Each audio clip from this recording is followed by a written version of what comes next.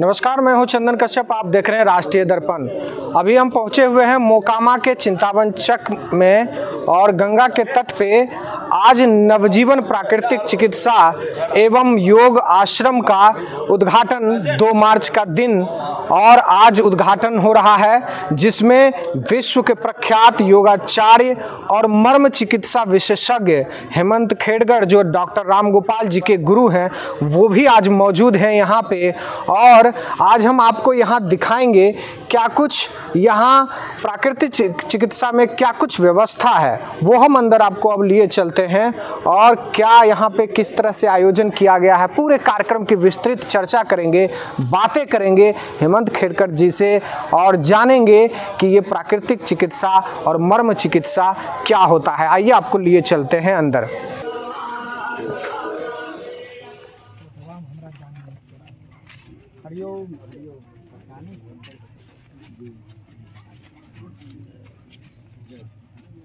आप हेमंत खेड़कर जी महाराष्ट्र से राम गोपाल जी के गुरुदेव हैं, पधारे हैं इस आश्रम की शुरुआत करने के लिए। आश्रम बड़े पुण्य सलीला गंगा के माँ के तट पर विराजमान होकर हमें व्यवस्था के लिए प्रेरित कर रही हैं और हम लोग पुनः वापस अपने पुराने संस्कृति की ओर लौटे हैं। चलो ताली बजाओ भाई, स्वागत।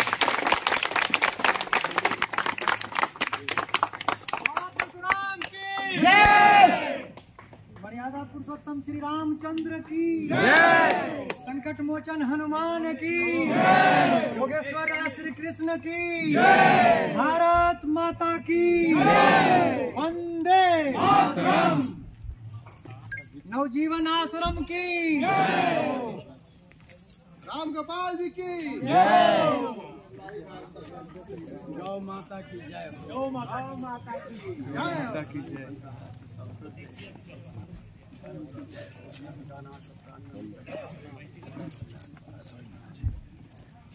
अरे वाह, बहुत खूबसूरत जी।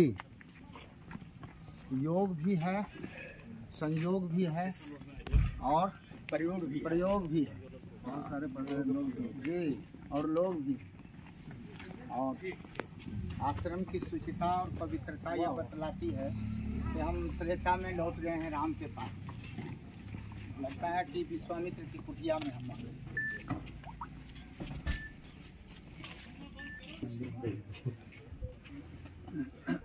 जी ठीक है,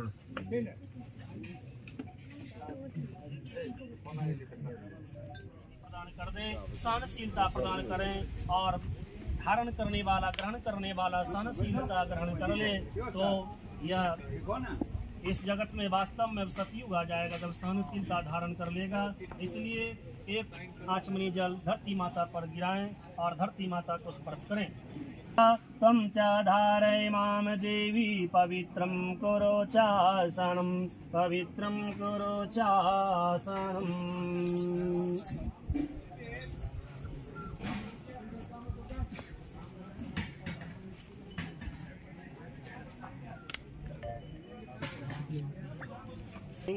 ऐसी भावना करते हुए सभी लोग भावना से संकल्प करेंगे। ओम विष्णु श्रीमद्भगवतो महापुरुषस्य विष्णुराज्ञा प्रवर्तमानस्य अद्य श्री ब्रह्मणो द्वितीय प्रार्थे श्री श्वेतवाराह कल्पेत वैवस्वत मनवंतरे भूर्लोके जम्बूद्वीपे भारतवर्षे भरतखंडे आर्यावर्तक देशांतर्गते। मेरा नाम डॉक्टर हेमंत खेड़कर। प्राकृतिक चिकित्सा का क्या महत्व है, क्या संदेश देना चाहते हैं? प्राकृतिक चिकित्सा, जब से हम पैदा हुए तब से हम चिकित्सा जो आजमाई जाती है उसे प्राकृतिक चिकित्सा बोलते हैं। माँ का हाथ सर पे बैठ जाता है तो ये स्पर्श चिकित्सा है।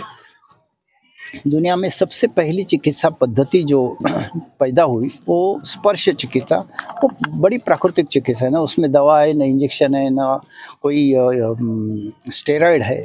तो बिन दवा का जो भी चिकित्सा की जाती है वो प्राकृतिक चिकित्सा है। हमारा आहार, हमारा रहन सहन, हमारी जीवन शैली ये प्राकृतिक चिकित्सा में आती है, जहाँ दवा का कोई गुंजाइश ही नहीं होती है। और बिना दवा हम किसी भी मरीज को ठीक कर सकते हैं, ये प्राकृतिक चिकित्सा है। प्राकृतिक चिकित्सा के लिए तो बोला जाए तो बहुत सारे ऐसे लोग हैं जिन्होंने इसमें अपना योगदान दिया है।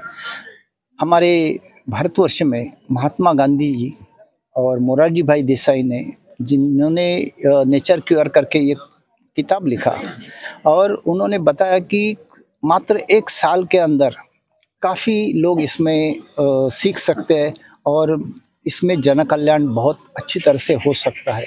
आज हम देख रहे हैं कि जो नए दवाइयाँ आ रही है, ये दवाइयाँ आने के बाद भी मरीज तो बढ़ते ही जा रहे हैं, रोग भी बढ़ते जा रहे हैं। तो कारण क्या है? कारण ये है कि हम प्रकृति से बिछड़ गए। ये प्रकृति के तरफ अगर वापस आना है तो इस तरीके से नवजीवन के जैसे आश्रम हर भारतवर्ष में खुलना है। आप विभिन्न देशों में भी काम कर चुके हैं, तो किस किस देशों में आप सेवा दे चुके हैं? सबसे पहला नाम लूँ तो मैं रोक नहीं सकता, क्योंकि मॉरिशस, जहाँ मैं करीब 40 बार जा चुका हूँ, और वहाँ पे हमने प्राकृतिक चिकित्सा के जरिए कई किस्म के मरीजों को ठीक किया। पर्टिकुलरली सोराइसिस बोला जाता है, जैसे स्किन डिसीज़ है, या फिर घुटनों का दर्द है, और पैरालिटिक पेशेंट्स है, पार्किंसन है, कंपवात है, ऐसे कई रोगों में हमने वहाँ जाके ट्रीटमेंट दिया है। उसके बाद और कई देशों में, जैसे सिंगापुर है, सेशेल्स है, अमेरिका है, कई देश है, नाम तो नहीं बता सकता अभी, क्योंकि कहा जा सकता है कि प्राकृतिक चिकित्सा से गंभीर बीमारियों का इलाज संभव है। यस, प्राकृतिक चिकित्सा से गंभीर बीमारियों का इलाज बहुत ही सहज और सरल है, क्योंकि वहाँ क्या होता है कि प्राकृतिक चिकित्सा में रोगों को बाइफर्केशन नहीं किया जाता कि ये अमुक रोग है, ये दूसरा रोग है, ऐसा नहीं। वहाँ पे रोगी के ऊपर चिकित्सा की जाती है, और उसमें जो नेचुरल ये है, एनर्जी है, जिसको हम बोलते हैं प्राण शक्ति, उस प्राण शक्ति को पुनर्स्थापित करने से कोई भी बीमारी शरीर अपने आप ठीक कर सकता है। इसे ही प्राकृतिक चिकित्सा कहा जाता है। आप जिस विभाग के कह सकते हैं प्राकृतिक चिकित्सा में मर्म चिकित्सा शरीर का क्या एक कहते हैं कि उसमें कुछ ऐसे पॉइंट होते हैं जिसको दबाने से मृत्यु भी हो सकती है, और जिंदा भी किया जाता है। वही मुझे बोलना है कि हमें ये हमें कहना है कि हमने शपथ ली है कि हम मृत्यु नहीं दिलाएंगे, मृत्यु होने वाले लोगों को भी वापस जिंदगी दे सकते हैं। ये बहुत ज़रूरी चीज़ है, क्योंकि आज कई समस्याएं बढ़ रही है।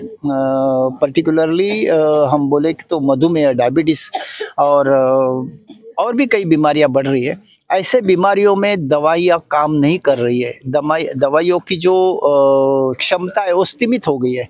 ऐसे समय में एक चिकित्सा उभर के आई है, जिसे हम बोल सकते हैं कि प्राकृतिक चिकित्सा। और ये प्राकृतिक चिकित्सा में भी हजारों साल पहले हमारे पूर्वज किया करते थे, वो मर्म चिकित्सा। इसे बोला गया कि मर्म जानती थी मर्म, अचूक निदान करना, ये इसमें बहुत संभव है। अगर आप निदान अचूक करते हैं, अगर निदान अचूक हो गया तो समस्या का हल भी एकदम सहज हो सकता है।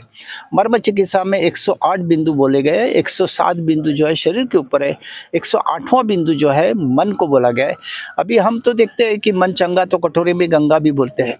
तो इस तरीके से मन को विस्तृत करना, उसको जैसे अभी ये गुरुजी ने बताया कि पानी डाल के हमें वो वातावरण निर्मित की, ये वातावरण निर्मित हमारे संस्कृति की देन है। अगर वातावरण निर्मित हो जाता है तो कोई भी समस्या नहीं रहती, वो बहुत जल्दी हल हो जाती है। और मर्म चिकित्सा में इसी को बहुत महत्व दिया गया है। और ये जो वातावरण बना गया है नवजीवन में, तो अत्यंत पूरक है, अत्यंत सात्विक है, अत्यंत मदद करने वाला है। आपका क्या नाम हो? जी, स्वामी प्रेम केस। आप क्या संदेश देना चाहेंगे लोगों को? स्वास्थ्य सबकी समस्या है। दिनकर जी ने कहा है, तुम रजनी के चांद बनोगे या दिन के मारतंड प्रखर, एक बात है तुझे पूछनी, फूल बनोगे या पत्थर। तेल फुलेल क्रीम कंघी से नकली रूप सजाओगे, या सच्चा सौंदर्य लहू का आनंद पर चमकाओगे। पुष्ट देह बलवान भुजाएं रूखा चेहरा लाल मगर, यह लोगे या लोगे चिपटी गाल संवरिया मांग सुधड़। जीवन का रस नहीं सजा जाता कागज के फूलों से, अच्छा है दो पटाई से जीवित बलवान बोलो। हम योग से योगाचार्य भी हैं और आज गाय के लिए भी काम कर रहे हैं। बागभट्ट पुराने ऋषि थे, योगी भी थे, आयुर्वेदाचार्य थे और उन्होंने 2 पुस्तकें लिखी, अष्टांग संग्रह और अष्टांग हृदय। उन दोनों पुस्तकों का सार में उन्होंने कहा कि बाद में कि मैंने महसूस किया कि अगर योग में जाना हो, धर्म में जाना हो, कहीं भी जाना हो तो गाय के बिना संभव नहीं है। भारतीय गाय एक ऐसी व्यवस्था है प्राकृतिक चिकित्सा में जिससे काफ़ी कुछ रोग को ठीक किया जा सकता है। अब उसके लिए हम 3 बात कहेंगे। अगर धर्म से संबंधित पूछेंगे तो भगवान कृष्ण यशोदा मैया कहती हैं जब 6 साल के हुए, कहे हम गोचारण के लिए जाएंगे, तो कहा कि गोचारण के लिए जाओगे तो तुम्हारे लिए एक काली कमली और एक जूता लाए। कहा मैया नहीं पहनूंगा। कहा क्यों? कहा क्योंकि इसलिए नहीं पहनूंगा कि हम इसके प्रश्न में आपसे प्रति प्रश्न करते हैं कि आप मंदिर जाते हैं तो जूते क्यों नहीं पहनते। तो मैया ने कहा मंदिर में मेरे इष्ट विराजमान है, इष्ट के सामने जूता नहीं पहन के जाना चाहिए। तो बोले गौ मैया में तो 33 करोड़ देवता, 33 कोटि देवता हैं और वो सबके इष्ट हैं, तो उनके पास क्या जूते पहन के जाना चाहिए।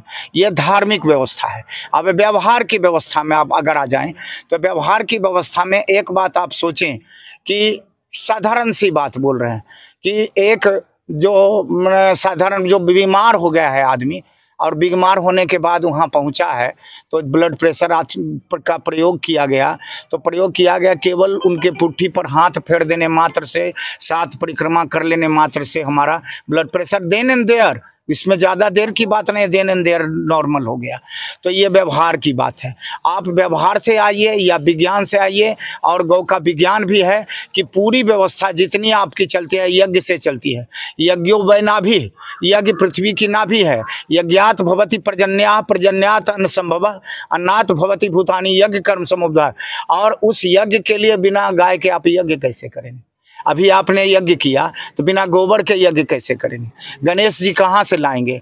आपने गोमूत्र कहाँ से लाएंगे? पंचगव्य कहाँ से बनाएंगे? और जब पंचगव्य ही नहीं रहेगा तो आपका यज्ञ सफल हो गया ऐसा आप मान लीजिए, लेकिन प्रकृति ऐसा नहीं मानेगी। प्रकृति तो जब मानेगी उसकी व्यवस्था से आप चलेंगे तब। सबकी व्यवस्था व्यवस्थित है। अब योग है, योग चित्त वृत्ति निरोध है। योग चित्त की वृत्तियों का निरोध है। और चित्त की वृत्तियां निरोध कैसे होगी? क्योंकि आप तो पी रहे हैं पूतना का दूध। भगवान कृष्ण जब पहली बार 5 दिन हुआ था मात्र, तब जब आई उनकी जिह्वा, बच्चों की जिह्वा में भगवान ने इतनी शक्ति दी है कि नकली दूध और असली दूध में फर्क कर लेता। तो जब पूतना उसे नकली दूध पिलाने लगी तो वह महसूस कर लिए कि पूतना का दूध जो है नकली दूध है। और आज हम पूतना का दूध पी रहे हैं। आज जितनी भी जर्सी गायें हैं वो पूतना है आज की। और उस पूतना को जब पूतना का दूध पिएंगे तो पूतना जो है राक्षसी है, तो बेटे तो राक्षस होंगे। हमको नया समाज बनाना है, हमको नया घर बनाना, हमको इस व्यवस्था को बनाना है। तो बस यही अपराध मैं हर बार करता हूँ। आदमी हूँ, आदमी से प्यार करता हूँ। मैं बसाना चाहता हूँ स्वर्ग धरती पर। आदमी जिसमें रहे बस आदमी बनकर हर नगर की वह गली तैयार करता हूँ। आदमी हूँ, आदमी से प्यार करता हूँ। आज नवजीवन का यहाँ से कार्यक्रम शुरू हो रहा है जी, क्या इस संदेश देना चाहेंगे समाज को? हमने बड़ा मेहनत किया है। जब से मैंने सुना कि गोपाल जी ने नवजीवन की शुरुआत की तो आश्रम की जो व्यवस्था है मैं इनको ले जा करके मिलाया। जिनका आज उद्घाटन होना था स्वामी चिदात्मन जी से, तो उन्होंने कहा लगता है कि हम त्रेता में पहुंच गए हैं। और नवजीवन भारत के लोगों को, बिहार के लोगों को खासकर एक बहुत बड़ा संदेश देने जा रहा है। हम तो लोगों से अपील करेंगे कि नवजीवन में आए, योग को अपनाएं, प्राकृतिक चिकित्सा को अपनाएं, मर्म चिकित्सा को अपनाएं और गंगा माँ का सेवन करें। गौ गंगा की संस्कृति का यहाँ से प्रवाह की धारा निकले और पूरे भारत को आप्लावित करते। जो धारा कहीं से बहुत महंगा लेकर के, हम नाम किन्हीं का नहीं बोलेंगे, बड़े बड़े आश्रम हैं और बड़े बड़े पैसे लगते हैं। परंतु यहाँ साधारण लोगों के लिए एक छोटा सा आश्रम नहीं, ये भी बड़ा आश्रम है। और इस बड़ा आश्रम में पैसे कम लगते हैं, क्योंकि गरीब लोगों का चिकित्सा यहाँ से होने जा रहा है, जो इतना कम खर्चा में होने जा रहा है। तो इसीलिए हमने मेहनत किया कि नहीं, ऐसी व्यवस्था ऋषियों का काम है, संतों का काम है। समाज में अगर किसी प्रकार का जो सामान्य लोगों के लिए चिकित्सा उपलब्ध हो, उस चिकित्सा कहीं 6000 प्रतिदिन का चक्कर है और यहाँ 1000 प्रतिदिन में सारी व्यवस्थाएं हो रही है। तो मैं गोपाल जी को धन्यवाद देता हूँ कि नवजीवन बढ़े, आगे बढ़े और फूले फले और फूल फल करके लोगों की आस्था का आधार बने और लोगों के सपनों को पूरा करें।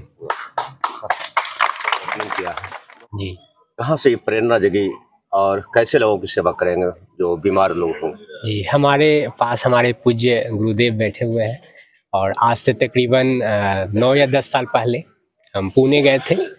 तो पुणे गए थे तो वहाँ पे एक हमारे रिलेटिव रहते थे, उन्हें कुछ ऐसी समस्या थी जो कई जगह से दिखा के थक गए थे। लेकिन वो बताएं कि एक गुरुजी के बारे में कि गुरुजी आए, उन्होंने ऐसे करके छुआ और उनकी बीमारी चली गई। तो ये हमें लगा कि ये ऐसे मैजिक हो ही नहीं सकता है, क्योंकि कोई जिस बीमारी के बारे में उन्होंने बताया उस बीमारी को फ्रोजन शोल्डर बोला जाता था, यानी हाथ नहीं उठता था। उसे उठाने के लिए 2 से 3 महीने लगता, लेकिन गुरुजी उसे 2 से 3 मिनट में उठाए। फिर हम जाकर के इनसे मुलाकात किए और फिर हम वहीं रह गए और गुरुजी के साथ, गुरुजी का जो आश्रम है शहर से 80-90 किलोमीटर दूर जंगल में गुरुकुल योग आश्रम नेचुरोपैथिक ज्ञान विलेज, वहाँ गए और वहाँ रह करके हम प्रशिक्षण लेने लगे। और गुरुजी के सानिध्य में रह करके हमने गुरुकुल पद्धति परंपरा से प्रशिक्षण लिए और उसी समय से गुरुजी बताएं कि हम रहें या ना रहें, लेकिन ये पद्धति आगे चलती रहनी चाहिए। और इन्हीं के मार्गदर्शन में और इन्हीं के प्रेरणा से हम यहाँ पे आज से तकरीबन 8 साल पहले हम मोकामा आए थे। सिर्फ गंगा में एक ऐसा शहर, बाबा परशुराम की धरती गंगा पे अवस्थित एक ऐसी शहर कि जहाँ पे हर चीज़ मिल रही थी, गंगा भी मिल रही थी, साथ में यहाँ के लोगों का अच्छा सहयोग मिला। और यहाँ पर हमें तकरीबन ये जगह जहाँ पे हमने अभी नवजीवन का जो आश्रम डाला है, इसे खोलने में हमें खोजने में तकरीबन 7 साल लग गया मोकामा में ही, लेकिन 7 साल बाद जा कर के हमारा सपना पूरा हुआ। और ये जो जगह जहाँ पे आपने देखा कि माँ गंगे के गोद में प्राकृत एकदम पूरा यहाँ पे उपस्थित है, जहाँ पे रह करके हम लोगों को, जो मेरा संस्था का नाम है नवजीवन, यानी नया जीवन देंगे। लोग कहीं भी दिखा करके थक गए हो, मेडिसिन खा करके परेशान हो गए हो, जो आज घर घर की समस्या है, जैसे डायबिटीज है, ब्लड प्रेशर है या नस दबा हुआ शरीर में, उसकी अचूक दवा है यहाँ पे मर्म चिकित्सा, प्राकृतिक चिकित्सा, पंचकर्म, पंचगव्य चिकित्सा, आहार चिकित्सा, योग चिकित्सा एवं यज्ञ पैथी चिकित्सा। जो अभी आपने देखा कि यहाँ पर यज्ञ भी किया गया था, जैसे स्वामी जी गाय पे बताएं, ठीक गुरुजी मर्म चिकित्सा के बारे में बोले, ऐसे और भी हमारे साथ बहुत सारे लोग हैं जो बताएंगे आपको। तो इस सारी चिकित्साओं को एक साथ रख करके इस आश्रम में व्यवस्था दी गई है। और जैसे कि अभी महाराज जी बताएं कि यहाँ पर जो चार्ज रखा गया है, इन्होंने जो चार्ज बताया 1000 रुपया, हम उसे भी यहाँ का ये होते हुए हम उसे नकारते हैं कि 1000 रुपया तो बताएं, अगर वो भी देने में लोग ना सक्षम हो तो भी हम चाहेंगे कि हमारे आश्रम से कोई भी लौट के ना जाए। जो भी पैसा दे, पैसा ना दे, हर व्यक्ति की यहाँ चिकित्सा की जाएगी, क्योंकि यहाँ पे पंच तत्वों की व्यवस्था की गई है, मिट्टी, पानी, धूप, हवा। अभी हम आपको सभी चिकित्साओं से मिलवाएंगे। हम लोग धूप से यहाँ चिकित्सा का व्यवस्था किए हैं, हम लोग यहाँ मिट्टी से चिकित्सा की व्यवस्था किए हैं और उसके साथ साथ सभी तरह के यहाँ पर व्यवस्था की गई है। तो जो लोग आना चाहेंगे, मोकामा के लोग तो जान रहे होंगे जी, और जिले के लोग, बिहार के बाहर के लोग, बिहार के जी, किसी जिले के लोग, जी, लोकेशन क्या है? लोकेशन जरा सब जानकारी दे दीजिए। यहाँ पे चिंतामणि चक छोटी ठकुरवाड़ी बोलते हैं, जो मोकामा से मात्र 2 से 2.5 किलोमीटर दूर गंगा के तट पे बसा हुआ है, गंगा के तट पे अवस्थित है। यहाँ पे छोटी ठकुरवाड़ी चिंतामणि चक बोलेंगे तो कोई भी बता देंगे, नवजीवन योग आश्रम। धन्यवाद। चिकित्सा में आपका एक अनुभव रहा है, क्या कुछ कहना चाहेंगे यज्ञ चिकित्सा के बारे में? सारा संसार ही यज्ञमय है। जो भी सब कुछ देख रहे हैं प्रकृति में, वो सब सिर्फ आकृति दिखाई पड़ रही है, लेकिन जो कुछ भी क्रियाकलाप हो रहा है सब यज्ञ ही हो रहा है। और हम तो कहना चाहेंगे कि उठ रहा उमंग हृदय से है, उल्लास बढ़ रहा है तन में, निश्चय ही नवजीवन आश्रम सफल होगा, यह कहता है कोई मन में। ठीक, तो कहने का तात्पर्य यह हुआ कि हम ऋषि परंपरा और कृषि परंपरा से जब जुड़े हुए रहेंगे तो सब कुछ सफल हो जाएगा, चाहे प्रकृति चिकित्सा रहे, चाहे मर्म चिकित्सा रहे, चाहे प्राण चिकित्सा रहे। तो कृषि चिकित्सा से माँ सीता का जन्म हुआ और ऋषि चिकित्सा से ऋषि प्रणाली से भगवान राम का जन्म हुआ। इसलिए सिया राम में सब जग जानी, करम प्रणाम जोर जोग पानी। हम लोग सिर्फ यही कहना चाहते हैं कि यज्ञ से जुड़े रहिए, गायत्री माता से जुड़े रहिए और प्रकृति जीवन जिए ताकि आपकी आयु शतायु हो। हम लोग अभी बहुत 60 की आयु पर पार करते करते किसी को पैरालिसिस मार देता है, किसी को क्या हो जाता है। सब लोग जितने भी लोग हैं सब लोग रोगी हैं, और नहीं तो कम से कम मनोरोगी जरूर हैं। तो हमको शुद्ध आहार, शुद्ध विहार और शुद्ध विचार चाहिए। गायत्री मंत्र का जप कीजिए, शुद्ध विचार आएगा। यज्ञ कीजिए, स्वच्छ प्राणवायु आएगी। इसलिए हम लोग चाहते हैं कि सभी लोग मिल करके, यहाँ पर जितने बैठे हुए हैं सब ऋषि स्तर के लोग बैठे हुए हैं, सब लोग लगता है रिसर्च कर रहे हैं और रिसर्च की आवश्यकता है। और जब हम रिसर्च में जब आगे बढ़ते रहेंगे, रिसर्च सब हो गया है, सिर्फ हम लोग सिर्फ क्रियाकलाप में लाएंगे तो कहीं कोई दिक्कत नहीं है। सब लोग मिलकर यज्ञ ही कर रहे हैं। सिर्फ आहुति देना कि स्वाहा कर दिए, उससे कुछ नहीं। वो तो एक सांकेतिक रूप से, स्थूल रूप से, हमको सूक्ष्म रूप से भी यज्ञ करना है, अच्छा सोच रख करके, अच्छा विचार रख करके। तो जग तो है आनंदमय, मन करता दुख द्वंद्व भय, मन को अगर जीत ले हम तो स्वर्ग धारा पर लाएं। आओ दुनिया स्वर्ग बनाए, आओ दुनिया स्वर्ग बनाए। क्या नाम है? मेरा नाम सूरज कुमार।